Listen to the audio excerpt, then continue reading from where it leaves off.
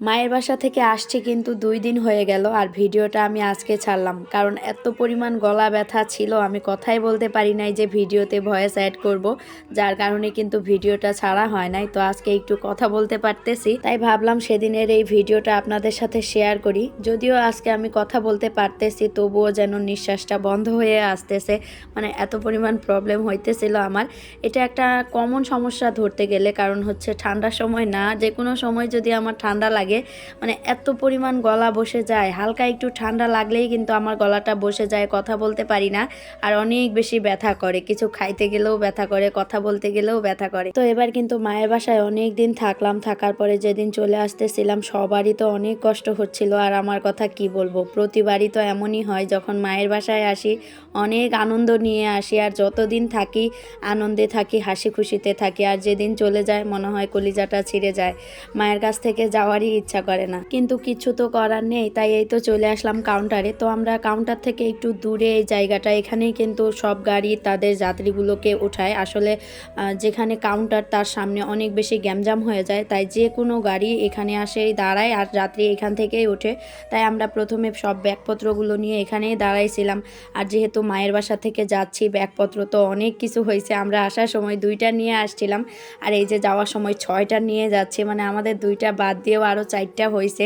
ওইগুলোতে একটাতে সব শুকনা খাবার দাবার ছিল, একটাতে মাছ মাংস, আর একটাতে পিঠা পুলি ভাত পোলাও, মানে যা লাগে সব কিছুই বাদে দিয়েছে আমার মা আর আমার আন্টি। আর এবার যখন ঢাকায় আসছিলাম প্রথমে কিন্তু আমার আন্টির বাসাতে উঠছিলাম, কারণ এর আগের বার যখন ঢাকা থেকে চলে যাচ্ছিলাম তখন আন্টি বলছিল এর পরের বার আসলে তোর ছেলেদেরকে নিয়ে আমাদের বাসায় আসবি। তাই প্রথমে আন্টির বাসাতেই গেছিলাম, ওইখানে বেশ কিছুদিন থাকার পর তারপর মায়ের বাসায় গেছি। যদিও মার বাসা আর আন্টির বাসা খুব কাছাকাছি, খুব একটা বেশি দূরে না। আর যেহেতু আন্টির বাসাতেই এসে উঠছিলাম, অনেকদিন থাকছি, তাই কিন্তু আন্টিও আমাদেরকে অনেক কিছু বেঁধে দিছে। তো সব কিছু নিয়ে তো চলে আসলাম জার্নি করতে করতে একদম সিরাজগঞ্জ শহরে, যেহেতু আমি এখন সিরাজগঞ্জে থাকি। তো ওইখানে নেমে একটা অটো করে আমরা চলে আসলাম বাসায়। এসে তো ফ্রেশ হয়ে আমি সব কিছু খুলে দেখতেছিলাম যে কি কি বেঁধে দিছে। তো আসার সময় কিন্তু আন্টির বাসাতে আমাদের দাওয়াত ছিল, আন্টি আমাকে আমার ছেলেদের সহ সবাইকে দাওয়াত করছিল, মানে আরও আমার মামাতো বোনেরা খালাতো বোনেরা ওরা সবাই ছিল। তো আন্টি বলছিল এখান থেকেই তুই বিদায় নিবি, যেহেতু প্রথমে আমার বাসায় আসছিলি তো আমার বাসা থেকেই বিদায় নিবি। তো আমরা যেহেতু অনেক তাড়াহুড়ার মধ্যে ছিলাম, তাড়াতাড়ি রওনা দিতে চাচ্ছিলাম, তাই হালকা করে খাওয়া দাওয়া করছি। তারপরেও দেখেন আন্টি কত কিছু বেঁধে দিছে, বলছে এগুলো বাসায় যেয়ে খাবি। তাই আমি এই যে এসেই সব কিছু আগে খুলে রাখলাম, তারপর ভাবলাম যে মাছ মাংসগুলো তো নষ্ট হয়ে যাবে, আগে সেগুলো ফ্রিজে তুলে রাখি, তারপর খাওয়া দাওয়া করব। আর এই যে এতগুলো মাছ মাংস কিন্তু সব আমার মা আমাদের জন্য দিছে। আমরা গেছি আর আমার মা কি দিবে শুধু সেগুলোই চিন্তা ভাবনা করতে থাকে।